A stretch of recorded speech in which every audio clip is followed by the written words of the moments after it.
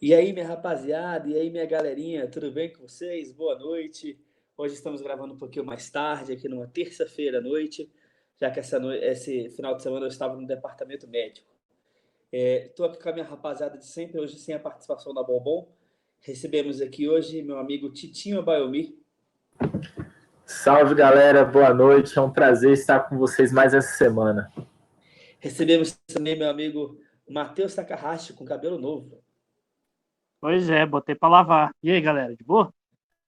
Recebemos também o nosso Fellaini das antigas, Joãozinho. Fellaini é sacanagem, porra. Fala o chinelinho do grupo. E aí, beleza? E por último, nosso amigo Marcelinho, jogador. Boa noite, craque Marcos. É um prazer ver você de volta aos gramados virtuais e fora do departamento médico. Obrigado. Fui liberado ontem pelo departamento médico, já estou aqui no meu trote, moleque. Mas vamos lá, que nosso tempo é curto. Hoje a gente vai falar de dois assuntos muito interessantes, como de costume, né? Aquele debate rico em conteúdo desprezível. Vamos falar primeiro do nosso querido Campeonato Paulista. Com a volta dos estaduais, e dessa vez nós vamos focar no Paulista, porque ele é o que já está nas fases finais dentre os principais campeonatos estaduais do país, visto que o Gauchão acaba amanhã, no caso, nesta quarta-feira, por exemplo, a primeira fase. Queria ouvir primeiro o nosso senhor dos regulamentos, aqui o nosso estatístico humana, meu amigo Matheus Takahashi. Queria que você discorresse um pouquinho sobre esse regulamento do Paulista. Então, as pessoas sabem que o regulamento paulista tem 4 grupos de cada um com 4 equipes, só que os times de cada grupo não se enfrentam entre si, eles só enfrentam os times dos outros grupos. E aí, avançam para as quartas finais, os 2 melhores de cada grupo, e esses 2 times se enfrentam nas quartas de final. Beleza, e aí depois rola semifinal, final, tudo bonito. O problema desse regulamento é que acontece que ele proporciona a mesma situação que existe em alguns campeonatos de segundo turno, quando bota um grupo para encarar um outro.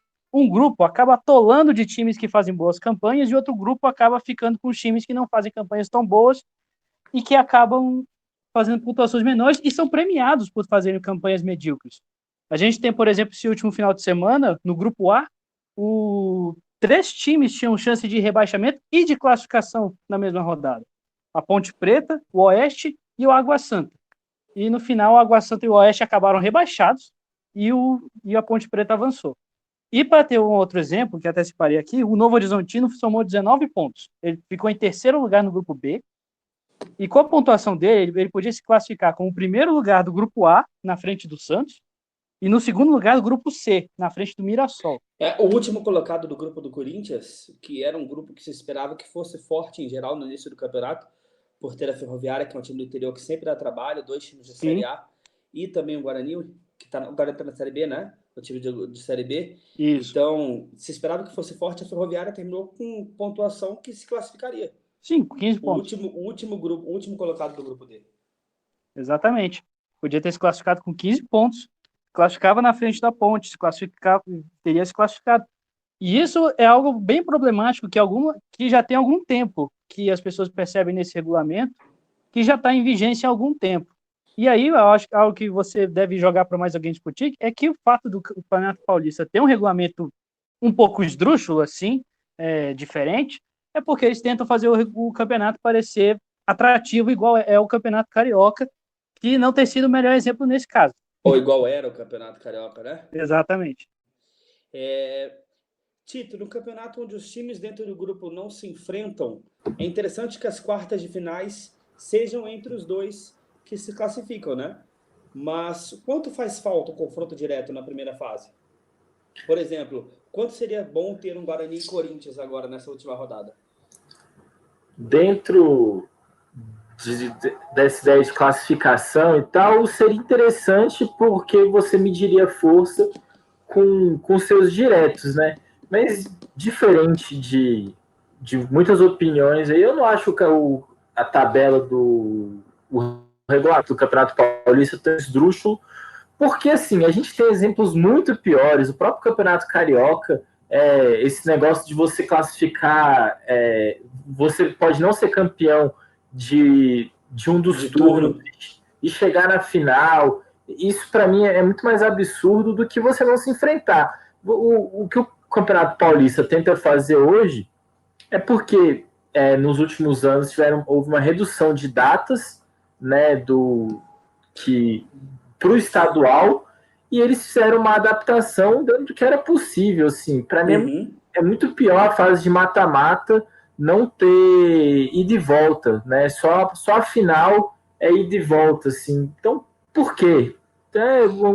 É um campeonato esdrúxulo, que é aquilo que eu defendo, né? Campeonatos estaduais onde grandes times participam não tem valor, então você acaba tendo essas bizarrices de regulamento espalhados por todo o país para um fim capitalista, monetário, assim.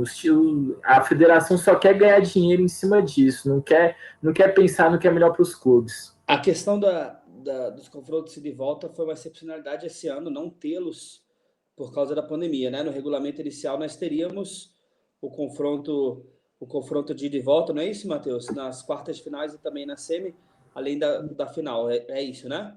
O regulamento inicial era esse, certo? No início era isso. Agora, a maioria dos estaduais mudou para jogo único.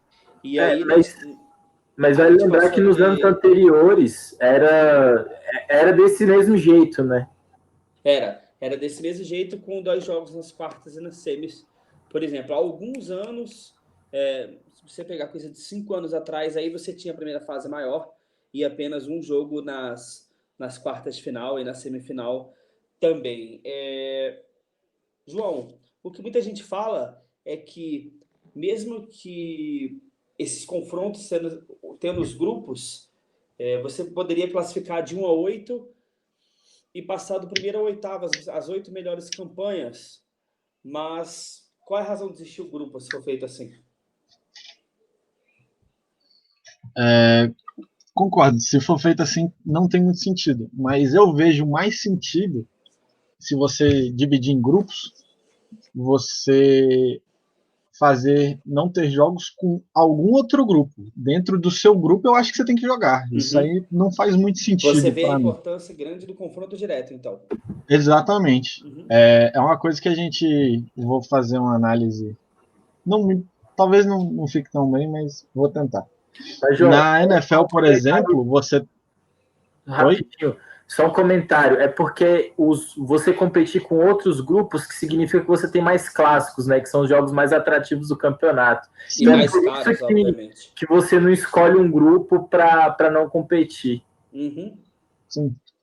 Mas, assim, acho que a questão dos clássicos, ela, para mim, não se torna tão essencial antes, porque a gente sabe que os clássicos vão ocorrer. Mas você ia fazer uma comparação com a NFL? Isso. Que na NFL você tem uma forma diferente, né? Você sempre vai jogar com os times da sua divisão, e aí, por uma questão de calendário do ano anterior, você disputa com times de outras divisões, não com todos. Não estou falando que precisa ser assim, mas para mim faz muito mais sentido você jogar com times do seu grupo do que com jogar com todos os outros grupos e não jogar com o seu grupo. Para mim fica meio esquisito isso de não enfrentar o próprio grupo. Por exemplo, o Carioca, você tem um turno que você enfrenta a galera do outro grupo, mas você tem o turno que você enfrenta todo mundo do seu grupo. Né? Como é o Campeonato Gaúcho também. Exatamente. Então, eu acho que o Paulista poderia arrumar uma forma de fazer algo similar. Não precisa ser do mesmo jeito, mas similar. Uma questão que nós temos no Campeonato Paulista também é que ele é um campeonato um pouco maior, com um número maior de times. Então, enquanto no Campeonato Carioca ou Gaúcho nós temos 12 times, por exemplo, no Campeonato Paulista nós temos 16, o que é absolutamente natural, por ser um estado, né, que você tem o maior desenvolvimento do futebol, mais equipes importantes e coisas do tipo. Marcelo, eu queria te ouvir sobre esse tema também, ainda sobre a fase inicial, você fica livre, e eu queria que você pensasse um pouquinho nas quartas, porque um outro modelo que as pessoas pensam é, classificando-se para as quartas, você ranquear os times de primeira ou oitava campanha, e aí você fazer primeiro contra o oitavo, segundo contra o sétimo, ao invés dos confrontos dentro dos grupos. Queria ouvir sua opinião sobre isso. Eu queria começar dizendo que, assim, não é porque os campeonatos estaduais do Brasil todo têm regulamentos esdrúxulos que o Paulista deixa de ser esdrúxulo. Pelo contrário, é muito ruim também. É muito ruim também. Isso tem que ser ressaltado. Por exemplo, assim, a fórmula de pontos corridos, que, enfim, que se tinha antes, né? Tudo bem que a gente teve que passar por toda essa reinvenção do campeonato por causa das datas, mas, assim, a gente viu o Campeonato Paulista disparado como o mais forte do país. Não apenas por causa dos times em si, mas o próprio regulamento de pontos corridos dava Você diz uma primeira fase geral e depois os mata-matas. Isso, essa primeira fase geral de pontos corridos e depois os mata-matas. Uhum. Era o campeonato mais forte, assim, que era se levado a sério, no sentido onde os times grandes tinham trabalho. Existiam os times grandes dando trabalho. Não era igual no Rio, onde você tinha 10 jogos onde os times grandes passeavam e só os clássicos importavam, né? E enfim, sobre essa fase de mata-mata, né? Eu acho que essa fórmula de você ranquear primeiro contra o oitavo premia, de fato, as melhores campanhas, né? E em tese, né? Até porque a gente teve como essa confusão do time, ou ele tá classificado ou ele tá rebaixado, né? Às vezes você tem o Santos pegando pior campanha, como a pontuação do Santos foi horrível no campeonato, enfrentando, e o Santos é um time mais forte, enfrentando um time que tem melhor campanha, como, por exemplo, pegar o Palmeiras. Se eu não estou enganado, se tivéssemos esse modelo esse ano, uma das quartas de final seria Palmeiras e Corinthians, se eu não me engano. Exatamente, eu acho que seria... Não tenho certeza no que eu estou falando, mas teríamos confrontos entre os grandes. Seria um modelo mais justo, mas também, enfim, teria que balancear essa questão, porque um campeonato onde você tem times na última rodada ascendendo de rebaixamento para uma campanha excepcional, para mim não existe. Isso é uma piada de mau gosto com o campeonato. Queria ver o Matheus sobre isso também, já que ele pediu a fala, e depois vou passar a bola para o Tito também. Matheus, mas é do interesse da federação que cheguem de preferência os 4 grandes. Exatamente. Isso também é algo interessante de se discutir, porque muitas vezes até outros estaduais de menos expressão, eles acabam fazendo regulamentos que conseguem, de classificação para os torneios nacionais, que conseguem ser absurdos. Como, por exemplo, no Campeonato Baiano, que todo regulamento prevê que a final vai ser um Bavi, se o time do interior chegar na final, ele não se classifica para a Série D e nem para a Copa do Brasil. Essas vagas vão ficar para os times do interior que caírem na semifinal, por exemplo. Isso chega a ser um naipe absurdo. Isso vai acontecer esse ano no Pernambucano também. E é isso. O Pernambucano que a gente tem um Náutico e Santa na próxima fase, certo? Os dois estão na semifinal, cada um com um confronto. Se eles vencerem, fazem final. Isso mesmo. E esse regulamento paulista favorece muito essa ideia de tentar jogar os 4 para semifinais. Afinal, está cada um em um grupo. No máximo, eles se enfrentam pelo menos uma vez, né, na fase de grupos. Mas mesmo assim, independente de campanha, o Santos se classificou, até fiz os cálculos enquanto vocês comentavam, o Santos se classificou com a sétima melhor campanha dentre os classificados. E até fiz uma curiosidade. Santos fez 16 pontos. Fez menos que o Corinthians ainda, o Santos? Fez menos que o Corinthians. Fez 16. Fez um a menos que o Corinthians. Tem certeza da sua informação? Tem. Eu conferi aqui agora. Então, beleza. Eu conferi aqui agora. Eles perderam na última rodada.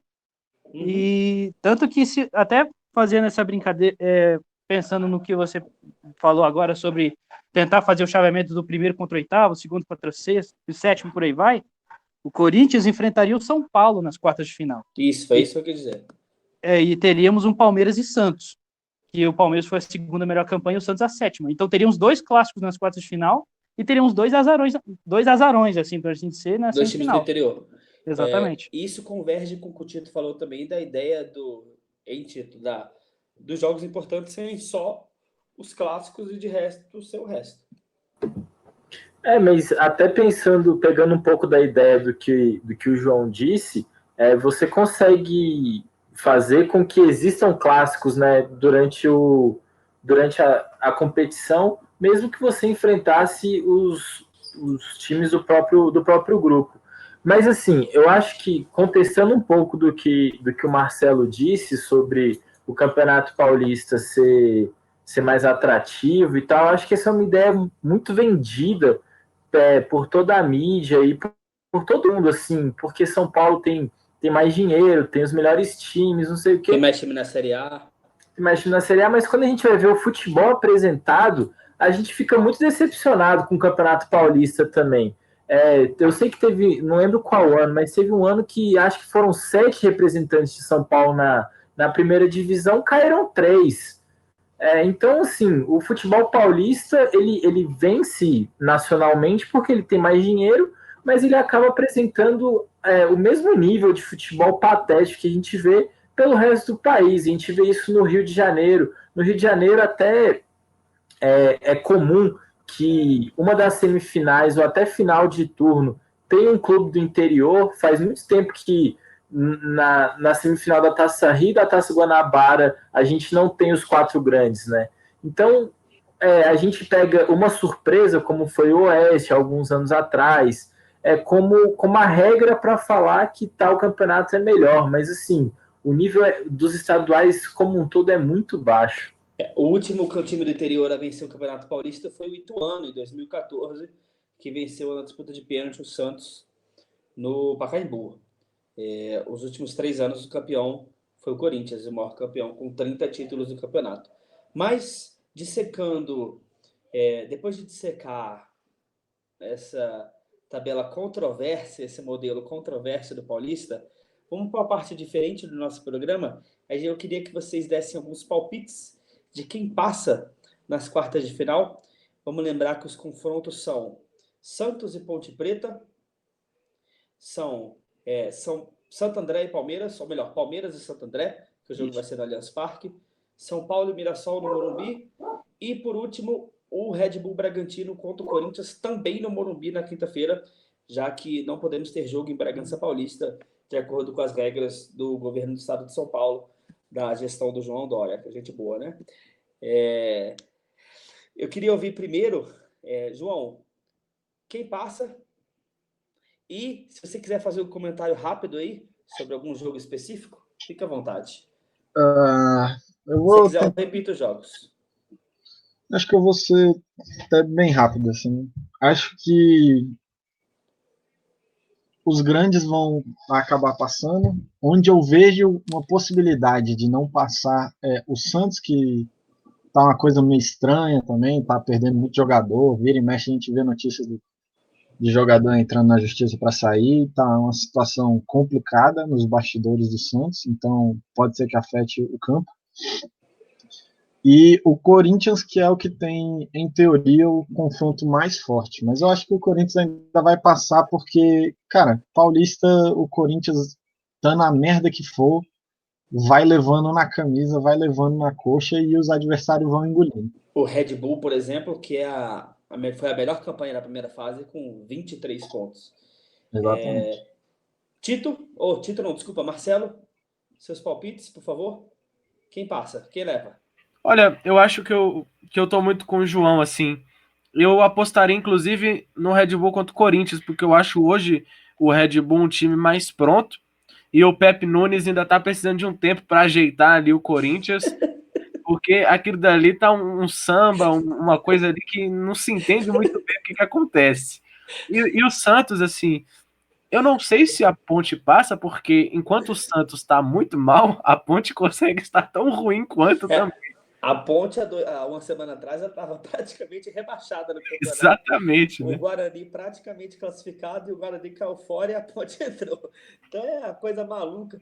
Inclusive, na última rodada do Campeonato Paulista, a gente teve o Água Santa vencendo o Palmeiras até o meio do segundo tempo, estava se classificando, tomou a virada e caiu. Exatamente. Então, assim, não falta emoção no campeonato, convenhamos. Pode querer falar alguma coisa? Algum comentário sobre os jogos ou só isso? Não, acho que tô fechado aí. Titinho. Rapidão, eu só queria falar que acho que o Palmeiras passa nas coxas, fazendo uma apresentação ridícula, e só passa porque o Santo André também tá mal pra caralho. O Santo André ele foi muito bem no início do campeonato, assim, nas 8 Ele tá mal pós-retorno. Nas 8 primeiras rodadas ali, mas perdeu jogadores também, então tá difícil. E o Luxemburgo tá nas nossas pautas para a próxima semana, hein? Será que já deu pro Luxa? Será que vem fazendo um trabalho decente ou patético? Aqui não tem meio termo, ou é bom ou é patético. Aí vai ser. Titinho, seus palpites. Essa emoção aí que o segundo tempo do Campeonato Paulista reservou me lembrou a Premier League, né? A emoção ali do West Ham, do Watford tentando Aston lutar contra Villa. o Aston Villa lutando contra o rebaixamento. Sobre os confrontos do Paulista, eu acho que o Corinthians não passa. Eu acho que é o único dos grandes. São Paulo, Palmeiras e Santos tem tudo para passar, até pelo confronto. O mais complicado vai ser o Palmeiras e Santo André, né? Porque apesar do Santo André ter voltado mal, ainda carrega estatísticas da primeira parte do campeonato, onde foi muito bem. E o Corinthians não está convencendo ninguém. Assim, até o Thiago Nunes voltou um pouco, né, na mudança, na reformulação que ele estava fazendo no futebol do Corinthians para ganhar os jogos. No melhor estilo Thiago Carille, não é mesmo? Exatamente. Então, eu acho que assim, falta até uma questão de experiência para o Thiago Nunes também. Faltou para o Thiago Nunes fazer o que o Kudê fez no Inter, né? O Kudê, até a classificação do Inter para a fase de grupos da Libertadores, o Kudê ele jogou um futebol mais feio, mais retrancado, mais pragmático, e a partir da classificação para a fase de grupos, ele deu uma declaração, falou, agora, antes eu estava lutando para me classificar, agora eu posso trabalhar com o time que eu tenho, trabalhar outras táticas e tal, e tem dado certo até a pandemia, né? Depois da pandemia, eu acho que a gente não tem muito a avaliar. Não tem parâmetro, né? O Thiago Nunes ele tinha que ter feito igual o Kudê mesmo. Ele tinha que ter passado daqueles filha da puta do Guarani do Paraguai e entrado na primeira fase entrado na fase de grupo da Libertadores. Não pode cair fora, tá de brincadeira, né? Não, total. E o Inter tem uma tática bem definida, que é o cartão amarelo pro Musto, certo, no início do jogo ali. Todos falou tudo, craque Neto. E pro D'Alessandro no final. Isso, ele tá D'Alessandro xingando a federação no final. Falta o Matheus, né? Matheus, seus palpites. Tá, só para ser rápido, até para a gente encerrar a pauta, né? Eu acho que o Santos e Ponte Preta sendo um confronto mais nivelado, só que por baixo. Eu acho que eu vou arriscar no Santos. Não acho que a Ponte Preta consegue surpreender o Santos de novo nas quartas de final. Eu acho que o Palmeiras elimina o Santo André. O Santo André, só para detalhe, nos últimos 5 jogos do Paulista, 3 antes da pandemia, 2 depois, não venceu nenhum deles. O São Paulo, eu acho que vence o Mirassol, sem nenhum problema. Acho que na semifinal é que eles se estrupicam. E Red Bull e Corinthians, eu prefiro apostar no Corinthians até por uma questão mais ética, porque para mim, francamente, Red Bull é energético, não é time.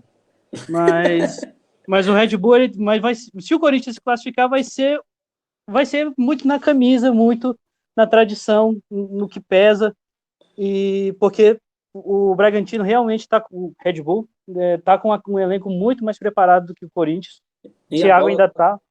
Oi? E a bola do Corinthians tem sido patética também, convenhamos. A bola do Corinthians está mais quadrada do que um cubo, sei lá. Tá difícil. Pessoal, não vou ficar seus palpites, craque Marcos. Eu vou falar isso que eu ia falar agora. Eu não vou ficar só em cima do muro, não. Eu vou dar meus palpites também, claro. Meus palpites são os seguintes: Santos e Ponte vai dar empate, mas nos pênaltis a Ponte levará, porque time em crise não passa dos pênaltis. Essa é a lei do futebol. Justo. O São Paulo vai passear em cima do Mirassol, vai ganhar um 3-0 tranquilo, sem maiores sustos. O São Paulo vem bem, apesar de que no jogo do Diniz, especialmente em casa, tudo pode acontecer, né? O São Paulo pode dar 45 chutes e tomar 2 e perder 2-0 também, né? Eu acho que o Palmeiras ele vai se superar no sentido de não que ganhar do Santo André seja uma superação, né? Mas eu acho que ele vai ganhar bem. Então, Ponte, né? Que eu apostei, Ponte, Palmeiras e São Paulo. Acabou, né? São só esses mesmo, né? Eu acho que o Corinthians passa, mas eu acho que é só porque eu sou corintiano que o Corinthians passa. O meu palpite é Corinthians porque eu sou corintiano. Só por isso. E não me espantaria se o Danilo Avelar fizesse outro gol, porque aquele cara tem uma estrela que não cabe nele, viu, velho? Quando o torcedor perde... Se um dia o torcedor perder as esperanças, acabou o futebol, né? Então eu vou apostar sempre no meu time. Beleza? Então esse é meu palpite. Se der esses 4, Palmeiras, Pontes, Corinthians e Santos, e Palmeiras, Ponte, Corinthians e São Paulo, teremos um majestoso Corinthians e São Paulo na semifinal, pelo que a gente mais espera, que é esse confronto dos dois aí, depois do São Paulo ter dado aquele empurrãozinho na traseira do Corinthians para se classificar. Beleza? Vamos girar o assunto, pessoal. Já que a gente está falando sobre o Campeonato Paulista, que é uma hegemonia, né? Já que só um time ganha o Campeonato Paulista, vamos falar de outras hegemonias em torno do planeta. E vamos falar sobre os campeonatos europeus. A Premier League acabou esse final de semana. O campeonato italiano está rolando ainda. A briga pela classificação da Liga Europa está quase no colo do Milan, já que a Napoli hoje perdeu. Mas temos a campeã, Juventus. Bayern ganhou na Alemanha. O PSG ganhou na França também. O Real Madrid ganhou na Espanha. O que a gente percebe? Que em vários desses campeonatos a gente tem uma hegemonia muito grande, especialmente quando a gente fala de alemão, de italiano e de francês. Então eu não vou perguntar por que isso acontece, porque é óbvio que é por causa do dinheiro. A minha pergunta é para o Marcelo: como parar essa hegemonia? É a pergunta difícil, né? É aquela famosa pergunta que a gente diz, olha, desmonetizando o futebol, né? A pergunta de $1 milhão. Desmonetizando o futebol, impedindo que o capital, assim, monopolista, igual como é os sheiks árabes, mafiosos do petróleo, essas coisas, atuem nos times, assim, e que você bote, a federação chega e diga, vai injetar porcentagem no time, mas vai injetar X. Mais do que isso não pode. Porque você não pode ter no campeonato que você tem o PSG, que é um time que briga pela Champions League, jogando com outro que é do nível do Gama. Não dá pra você ter um campeonato desse, praticamente, entendeu? Que é o que acontece na França. E assim, dentre os que a gente falou, né, o alemão é o que ainda mais é equilibrado. O alemão não, o italiano, né? O italiano. Mais equilibrado muito mais por causa do Sarri esse ano, né? Do que por causa de qualquer coisa, né? Porque a Juventus ainda é muito melhor, mas você tem times, enfim, como a Inter, Napoli, que estão sempre ali, né? E é isso, eu acho que você conseguindo fazer com que as federações limitem esses investimentos e essa atuação, você consegue fazer com que isso seja um pouco diminuído. Mas assim, quem é que vai fazer isso? Quem é que vai impedir esse dinheiro de entrar no país, né? Ninguém. O Napoli, que esse ano teve uma campanha bem sofrível no Campeonato Italiano, tem tido uma campanha bem ruim, está em 7º, provavelmente cai fora da Liga Europa. Matheus, quanto tópico é a gente pensar em desmonetizar o futebol, ao mesmo tempo em que a Copa do Mundo vai ter um aumento de 50% dos times, de 32 para 48? Pois é. Você vê como com certeza o futebol hoje em dia não vai funcionar se não tiver capital investido. Tanto que isso também chegou a ser uma polêmica quanto à Copa no Catar, que podia acabar acontecendo, por exemplo, na Arábia Saudita, e a FIFA queria muito já ampliar a Copa para 48 já em 22. Existiu esse certo lobby, né? Mas não deu muito certo. O Catar não tem nem tamanho para tudo isso. Não, vai receber tanto time assim. Não, só para ter ideia, o Catar vai ter 8 estádios, cada estádio vai receber 6 jogos na fase de grupos, Mano, você olha a tabela que eles montaram, pelo menos o esqueleto da Copa do Mundo, tá um negócio muito bizarro. Mas ainda assim, quanto aos nacionais dos europeus, né, é muito reflexo disso, é muito reflexo de como os times principais clubes sempre têm muito mais investimento, tem muito mais camisa, tem muito mais tradição, e acabam se prevalecendo sobre todos os demais, pelo menos em alguns casos. Na Alemanha, raramente o Bayern tem concorrência. Na França, o Paris Saint-Germain já não tem mais concorrência. Na Itália, a concorrência veio esse ano e mesmo assim não conseguiu. A Juventus ganhou o 9º título seguido. O 9º. Isso daqui a pouco, se ganhar o 10º, pode comparar ao América Mineiro, que tem 10 campeonatos mineiros seguidos. Então, verdade, a gente pode começar a pensar nessa comparação já da Juventus. Pois é. Um time muito maior que ela, que é o América Mineiro. Exatamente. Um dos uniformes mais lindos do Brasil, a cena apesar de conta do América Mineiro. Aquele verde e preto. Verde e preto. E só para ressaltar, para terminar rapidinho, talvez o campeonato nacional europeu mais equilibrado hoje em dia talvez seja o inglês. Provavelmente é o inglês, porque pelo menos o campeão varia bastante, mesmo sendo o mesmo punhado de campeões. Não é igual a França, não é igual a Alemanha, não é igual a Itália. E o campeonato inglês é o que mais varia o campeão, João. Mas esse ano a gente teve o campeão que deu uma surra em todo mundo, passou o carro em todo mundo. Eu acho interessante analisar o inglês porque ele difere em várias coisas. O dinheiro os clubes é um campeonato que tem os novos ricos, né? Você tem o Chelsea, tem o City, que eram clubes pequenos, sem muita expressão, e que aí tiveram Como a torcida dinheiro e fanática, começaram como a. os times da Inglaterra, todos têm uma Sim, torcida todos têm. fanática. Isso aí é. Não fica. Praxe. Todos são bem fanáticos. E os times cresceram e foi aumentando a disputa. Eu concordo com o Marcelo que tem que ter uma regularização de o quanto você pode injetar, porque de fato perde a graça.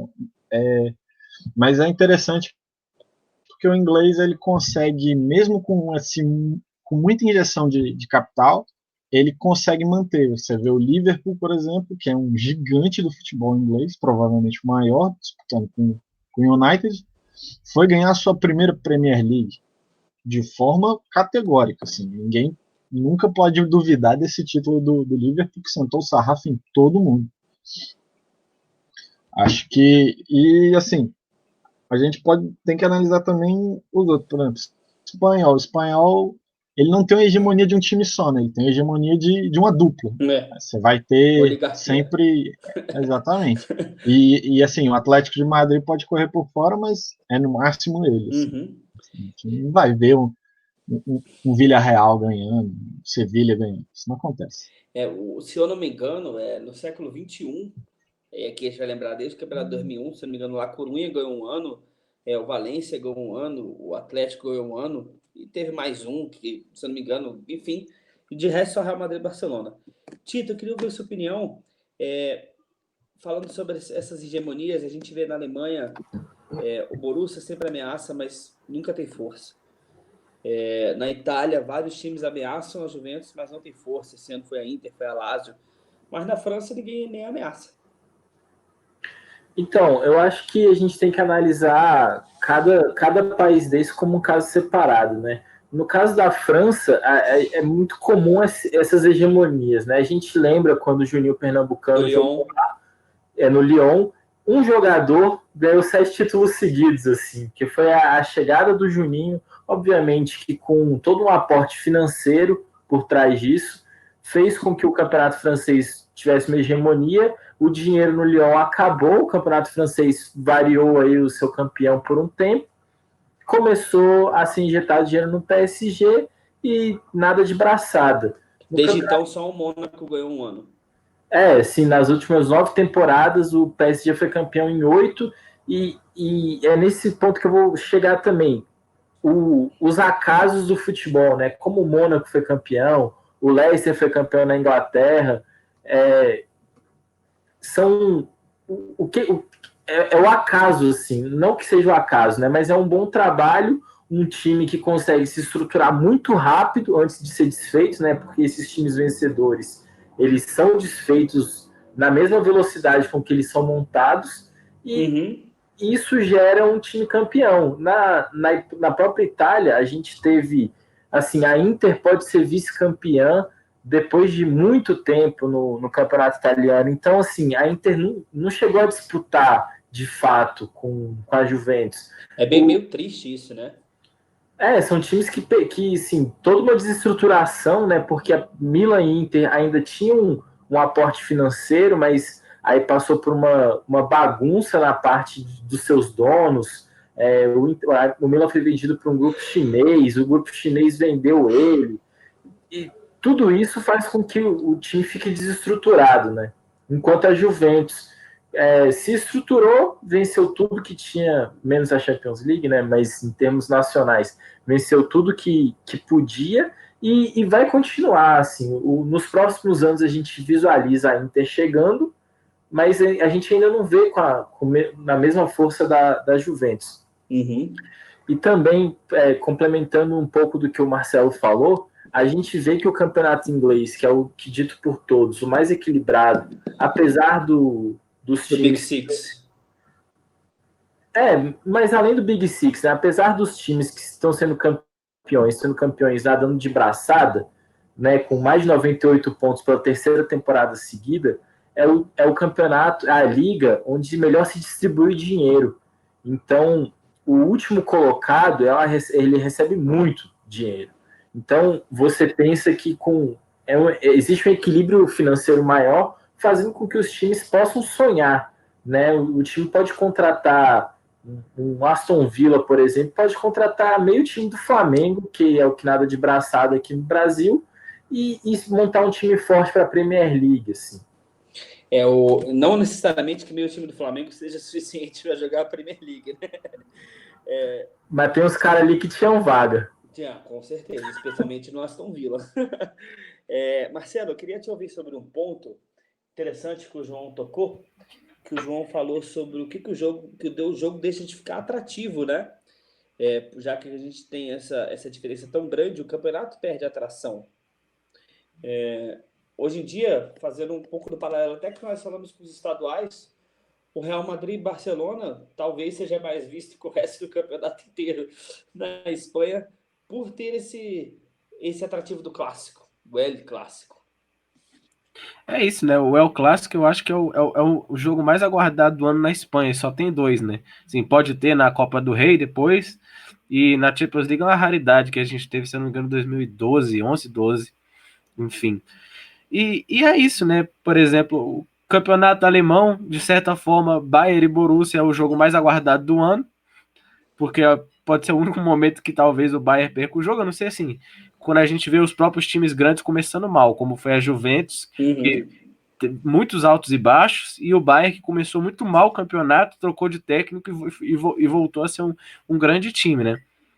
E isso acaba, assim, transformando o campeonato quase num reduto de clássico, né? O francês nem isso ele consegue, mas o espanhol, assim, Real e Barça é um jogo transmitido mundialmente, é um jogo que dá tanto dinheiro, assim, que é absurdamente procurado, né? E, assim, às vezes, Bayern e Borussia, né?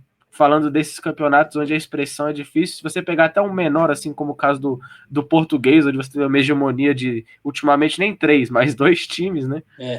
O Porto, o Sporting e o Benfica, né? Matheus, eu queria te ouvir. O João e o Tito trouxeram um exemplo legal do Lyon na década passada, especialmente o Tito. E o Lyon, na década passada, na década de 2000, os nossos visualizadores mais jovens, ele ia nos campeonatos europeus como a Juventus, como o PSG vai hoje em dia. Chegava ali nas quartas, nas oitavas, caía fora, mas ele não tinha o favoritismo que o PSG julga ter, ou que nós julgamos o PSG ter, porque ele nunca provou, de fato, na Champions League isso. Quanto falta você ter uma liga mais competitiva para você ser competitivo no cenário internacional? Eu acho que isso é algo que é de grande importância e que realmente totalmente se relaciona. Os campeões da os times que ganham a Liga dos Campeões, por exemplo, ultimamente, tem sido o Liverpool e o Real Madrid pelos últimos, 200 anos, estou chutando. E o Real Madrid, na Espanha, ele sempre é bastante competitivo com o Barcelona.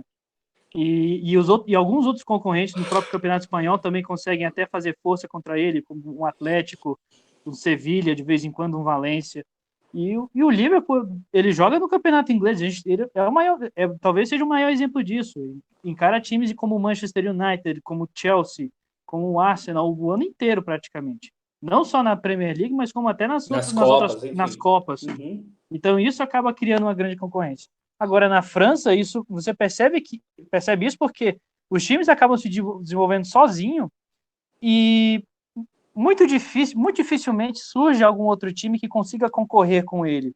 A gente teve o caso do Mônaco, que foi uma exceção algumas temporadas atrás no Campeonato Francês, e até teve uma boa campanha na Liga dos Campeões, mas morreu por ali. O próprio Ajax na Holanda também. Exatamente. Sim, o Ajax também O Ajax na Holanda tem alguma concorrência também. Mas são cenários atípicos, né? Tanto que o Ajax esse ano na Champions League ele ficou na primeira fase. Pois é. Atrás do Valência, que foi o primeiro do grupo, e do super remodelado Chelsea, que perdeu o azar e não pôde contratar ninguém.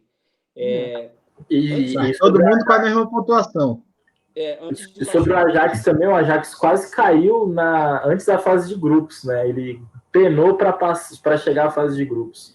Antes de passar para o João, queria fazer uma lembrança, por exemplo, que até uns anos atrás a gente tinha os times ingleses, o Big Four era quase o certo, o Chelsea, o Liverpool, o Arsenal e o United. Na Champions League eles iam muito bem na Liga dos Campeões, obrigado, mas na Liga Europa ou na Copa da UEFA, na época, nós não tínhamos a presença de times ingleses relevantes.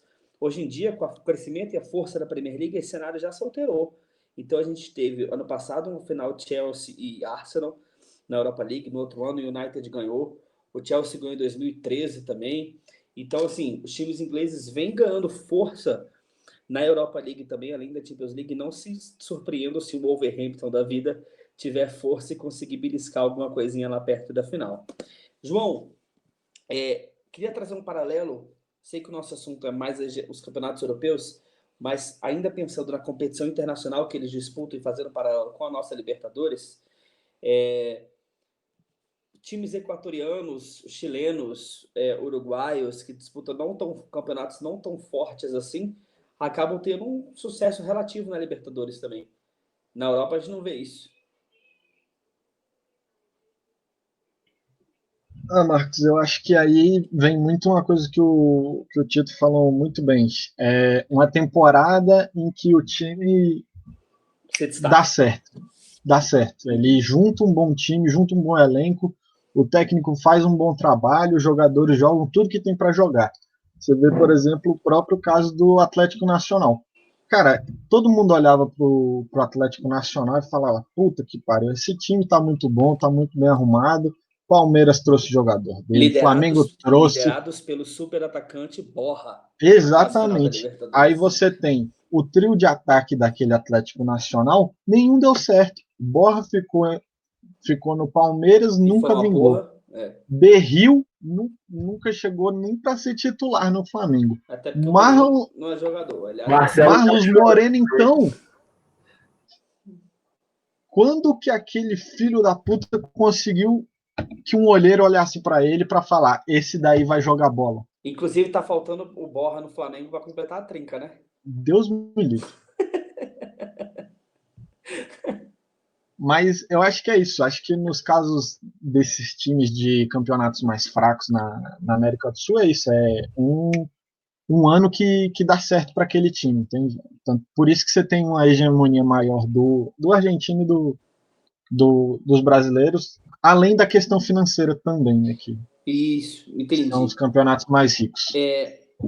Fazendo agora, já que vocês todos já falaram, fazendo um pouco o gancho para nossa querida pauta surpresa. Aqui na América do Sul, a gente tem um cenário em que muitas vezes, quando os clubes vão bem na Libertadores, a seleção acaba indo para a Copa do Mundo, se classificando. Isso acontece bastante aqui. Vou trazer alguns exemplos. Por exemplo, nos anos 90, a Colômbia participou de 3 Copas do Mundo, 90, 94 e 98, e os times colombianos eram fortes durante a Libertadores também. Nos anos 2000, 2002, 2006 e até 2014, se a gente esticar um pouquinho, nessas 4 Copas do Mundo, o Equador participou de 3. E a gente teve uma elevação também no futebol equatoriano. O Equador chegou a ganhar a Libertadores também naquele grande dia no Maracanã do famoso Guerrón. Que dia maravilhoso, inclusive. Sendo Fluminense. E a gente fazendo, por exemplo, se a gente pensar em outros países como Uruguai ou Paraguai, isso não se aplica tanto porque nós temos times com muita força. No Uruguai nós temos 2 grandes potências, no Nacional e o Peñarol. Eu acredito que isso aconteça muito porque o futebol sul-americano ele é muito menos cosmopolita do que o futebol europeu. No futebol europeu você tem 11 atuando e muitas vezes você tem 2 do país, 2 que não são estrangeiros, digamos assim. Eu me lembro da Inter jogando sem nenhum estrangeiro jogando. E aí eu quero fazer esse gancho para a nossa pauta surpresa. Falei tudo isso para a gente pensar sobre os estrangeiros no Brasil. Então, a minha pauta surpresa é: a gente deve tirar esse limite de estrangeiros jogando no Brasil, que existe hoje, tem que liberar? E, por outro lado, eu queria que vocês dissessem para mim, começando pelo João e depois pelo Matheus, os 3 melhores jogadores estrangeiros que vocês viram jogar aqui no Brasil. Que tal, hein? Assim, de bate pronto. Vai, Joãozinho. Eita, essa última aí, você deu uma apertada aqui na memória, meio ruim. Mas, de forma geral, acho que tem que ter um limite na questão dos estrangeiros. Talvez dá uma aumentada, mas acho que não sei se precisa, porque o futebol brasileiro tem uma produção de jogadores muito grande mesmo. Então, não vou dizer que tem que aumentar, mas poderia aumentar, mas deve existir um limite. E maiores jogadores estrangeiros que eu vi jogar, que me vem à cabeça...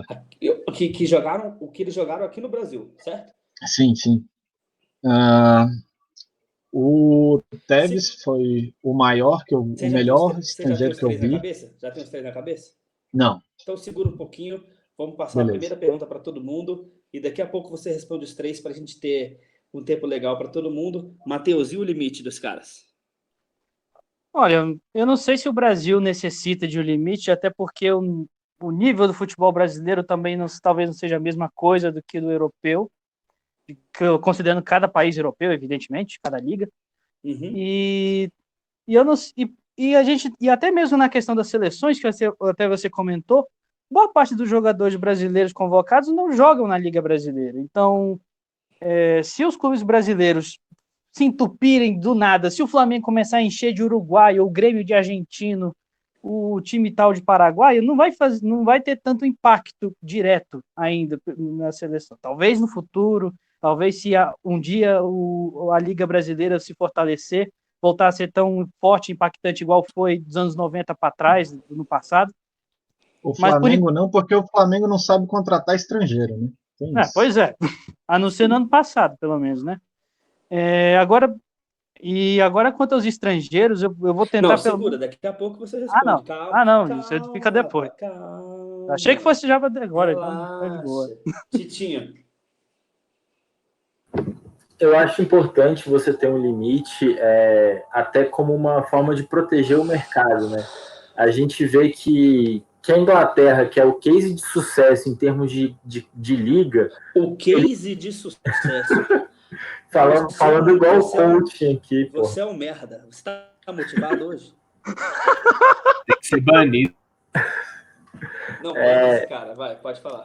Mas a gente vê que a Inglaterra, com todo o sucesso que a Inglaterra tem, e inclusive tem fortificado a sua seleção nos últimos anos, ela tem uma cláusula protecionista muito grande, onde você precisa ter uma quantidade de jogadores inscritos que foram formados pela Inglaterra, né? Como existia, né, que está rolando ainda o lance do Brexit, questão da comunidade europeia, então o jogador poderia ser nacional da Espanha, pode ser espanhol, e ter toda a formação dele num clube inglês, mas o lance da formação dele no futebol inglês, de base, sempre foi determinante lá. Eu acho que o Brasil é importante que mantenha uma linha parecida com essa, não por conta da seleção, porque a gente tem um pé de obra, né, muito forte no Brasil, mas como uma forma de você fomentar até jovens atletas e desenvolver o futebol. Marcelo. Eu acho que eu sigo por aí pela linha, né? A gente já tem um futebol muito forte, a gente é um dos países que mais forma jogadores de nível internacional no mundo, né?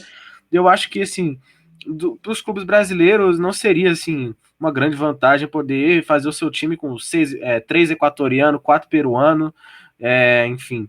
Eu acho que, claro, que são jogadores que muitas vezes vem muito a acrescentar, como a gente vê em muitos casos aí que a gente vai falar, né? Mas eu acho que a solidez que a gente tem na nossa liga hoje, no nosso processo de formação de jogadores, que precisa ser melhorado, inclusive tem que ressaltar isso, precisa ser melhorado, ele não necessita de uma liberalização completa. Eu acho que também não acrescentaria tecnicamente tanto ao futebol brasileiro, como acrescenta em alguns outros países da Europa, como a gente viu, o Tito Paulo citou o caso da Inglaterra, né? Que hoje consegue formar bons jogadores. Mas era uma grande piada, né? Tipo, o campeonato inglês, a gente falava, se fosse formado só por ingleses, ia ser um campeonato patético. Mas hoje em dia a gente vê que, enfim, o nível da seleção inglesa está subindo bastante. Vale lembrar que a Inglaterra foi quarto colocado na última Copa do Mundo. Essa questão que o Tito falou de atletas da base é muito legal e a gente criticou aqui tanto o Campeonato Paulista, mas um ponto que eu acho interessante é que no Campeonato Paulista, quando você faz a inscrição dos atletas, você tem um número limitado de jogadores contratados, 20 e poucos atletas, mas você tem uma outra lista chamada Lista B, para jogadores até 21 anos formados na base. Então, mesmo que esses atletas sejam titulares absolutos, por exemplo, eles entram nessa Lista B e que essa lista tem um número ilimitado de atletas, então para você valorizar a base. Isso pode ser bastante interessante, assim, é uma ideia boa. Vou dar uma moleza para vocês, da nossa segunda pergunta sobre estrangeiros no Brasil. Vou pedir para vocês falarem os 3, mas vocês podem fazer menções honrosas também, certo? Para tentar diminuir as maldades, né? As injustiças que são impossíveis não serem cometidas. João, eu vou falar também depois, só para constar. Tá. Minha memória é meio ruim, tá começando a vir alguns estrangeiros que eu gostei de ter visto. Pode ser que eu cometa alguma injustiça e esqueça de algum grande craque, pode ser que eu também não tenha visto. Mas o primeiro disparado na frente dos outros é o Tevez, jogou uma barbaridade pelo Corinthians, jogou muito bem, desequilibrou pra caralho aquele campeonato que o Corinthians ganhou. Fiquei até triste dele não ter sido o jogador que eu achei que ele fosse ser internacionalmente. Não conseguiu vingar na Europa o tanto que eu achei que ele vingaria. Pera lá, tá falando besteira. Que foi? Eu acho que ele vingou muito na Europa, mas ele não foi melhor do mundo, né? Acho que a gente esperava que o Tevez pudesse ser melhor do mundo. É isso, eu achei que ele pudesse ser um concorrente forte a melhor do mundo. Não conseguiu ser, entendeu? É bom lembrar que ele não entra nas Mas ele vingou na Europa. Não, de forma nenhuma. É bem diferente. Ele não vingou da forma que eu achei que ele fosse vingar, no ponto de ser um craque. Aí é diferente. O dono de um time grande, entendeu? Isso, não é uma questão de. Depois do Tevez. Tem que ser jogo. Mas rapidinho, pergunta pro Marcelo o que ele acha do Tevez. O que você acha do Tevez, Marcelo? Craque. O cara que impediu o rebaixamento do West Ham, porra. Sim, o craque, velho. Vai, João, os outros dois. Se você tiver.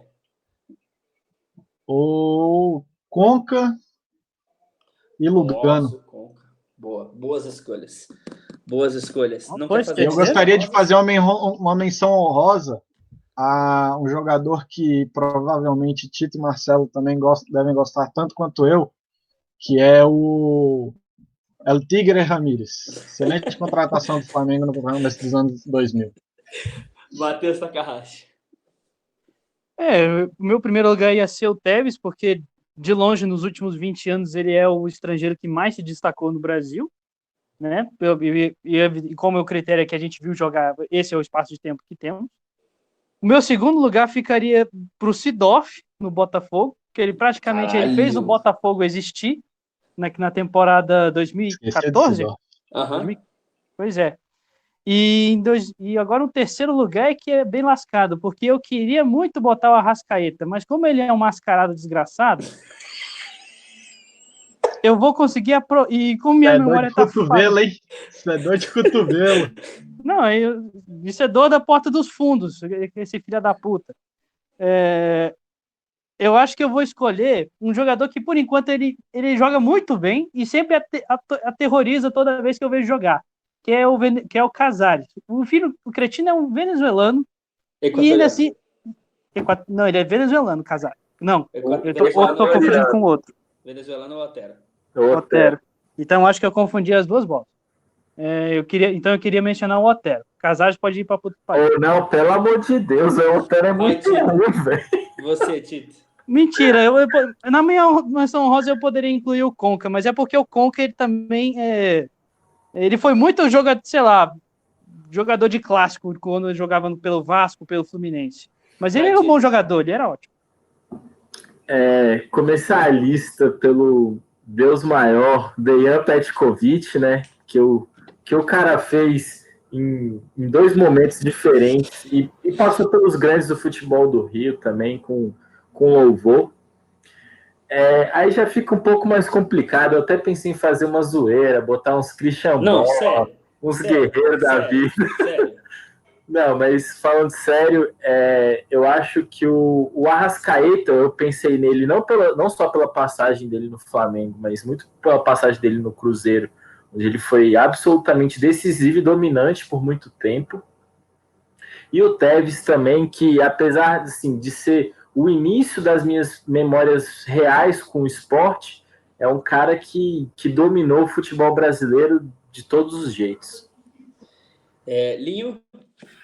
Poxa, eu até tinha feito umas menções honrosas com alguns jogadores que eu não cheguei a ver direito, né? Mas enfim. Mas os principais para mim eu iria de Pet, com certeza. Enfim, pelo que ele fez em vários clubes e que ele fez de bengala no Flamengo, dando um título daquele jeito. Tevez, indiscutível pela habilidade, e eu iria particularmente num cara que eu acho que veio para cá, jogou de terno e vai ficar marcado, que foi o Deco. Para mim, o que o Deco jogou de bola aqui no Fluminense assim, foi absurdo. E eu iria de menção honrosa, eu ia falar as coisas mais clássicas, né? Dizer, pô, um Rincon, um Gamarra, mas eu vou ficar com, por enquanto, acho que recente, né? Sidorf, Arrascaeta e Valdívia, por incrível que pareça, sim, são jogadores que foram muito importantes no cenário nacional recentemente. Pra gente fechar. Valdívia é sacanagem, hein? Eu não fui, Eu acho. Pariu. Pra gente fechar, eu vou falar os meus, hein? Não, rapidinho, só minhas menções honrosas, eu acho que a gente está esquecendo aqui do Alessandro, né? Porra, é importante. Que eu ia falar. Aí tu me quer. Foi mal. Vou te mutar aí, calma. Pessoal, depois você faz. Eu vou misturar um pouco a minha questão afetiva com a questão de títulos, de tempo que jogou no Brasil. Então eu vou... Não precisa ter uma ordem, né? Eu vou de Carlos Tevez, por uma questão pessoal. O Tevez jogou demais, apesar de ter jogado só 1 ano no Brasil. Foi um absurdo que ele jogou. Eu vou de Andrés D'Alessandro, mais de 10 anos de internacional, jogando em alto nível. Saiu ali 1 ano para o River e voltou. E o Marcelo lembrou bem, eu vou de Fred Rincon. E por que eu escolho o Rincon? Porque o Rincon também jogou muito tempo no Brasil. Ele jogou bem no Palmeiras, jogou extraordinariamente bem no Corinthians, ganhou brasileiros em um Mundial com o Corinthians, jogou bem no Santos, no final de carreira, e foi um jogador também que se destacou bem no cenário internacional, com algumas menções honrosas ao Pet, né? Não pode deixar de falar do Pet, porque ele jogou por muito tempo aqui no Brasil, um jogador europeu, é raro jogar tão bem assim no Brasil, e eu, por uma questão afetiva apenas, eu vou falar do Paulo Guerreiro, porque o Guerreiro jogou demais no Corinthians, ele jogou muito no Corinthians, deu o título mundial, o Corinthians também, ele jogou bem no Flamengo, quando o Flamengo era uma desgraça, ele jogou muito bem no Flamengo, quando o Flamengo era aquela merda, que não é o Flamengo de hoje. Guerreiro e Valdívia é o mesmo patamar, viu? E joga bem no Internacional também. A diferença é que o Guerreiro tem Mundial e o Palmeiras inteiro não tem. E aí o João sacaneou também, né, velho? O Guerreiro e Valdívia é sacanagem, né, velho? Mesmo patamar. Caralho. O Valdívia é muito bom jogador. Eu gostei que alguém... acho que o Marcelo lembrou do Gamarra. E o Gamarra, quando jogava no Brasil, era tido como um dos melhores zagueiros do mundo jogando aqui, no nosso país. Pessoal, estamos estourados o tempo, tá? Vou agradecer a vocês, vou dar boa noite. Primeiro, o Matheus Takahashi, que está aqui na minha tela. Boa noite, galera. Foi bom fazer esse papo bem divertido. Realmente eu deveria ter pensado na porra do Guerreiro. Ele com certeza ele teria no lugar do Otero. Por que fui pensar no Otero? Qualquer um entrou no Otero. Qualquer um podia ter sido, velho. Sei lá, minha memória tava uma merda. Tito, boa noite. Valeu, galera. Prazer. Sempre um prazer estar aqui com vocês, compartilhar esse momento. Craque Marcelinho, boa noite. Boa noite, craque Marcos, voltando com a parceria, um abraço, hablando craques estrangeiros, valeu. Valeu, Joãozinho, boa noite, meu amigo. Boa noite, craque. Boa noite, todo mundo. E eu queria fazer um pedido de desculpa ao nosso querido Pet. Esqueci de um dos maiores batedores de faltas que eu já vi na minha vida. Não acredito nisso, mas um dos maiores craques que eu vi também. Batedor de falta pode entrar em um tema aí na nossa frente, aí, apesar de ser um Com tema mais certeza. batido. Com certeza. Gente, queria agradecer a todos que estão vendo a gente, que prestigiaram a gente falando bosta por 1 hora aqui. Um beijo. Aqui quem fala com vocês é Marquinhos 10 e Faixa. A gente se vê semana que vem. É nóis.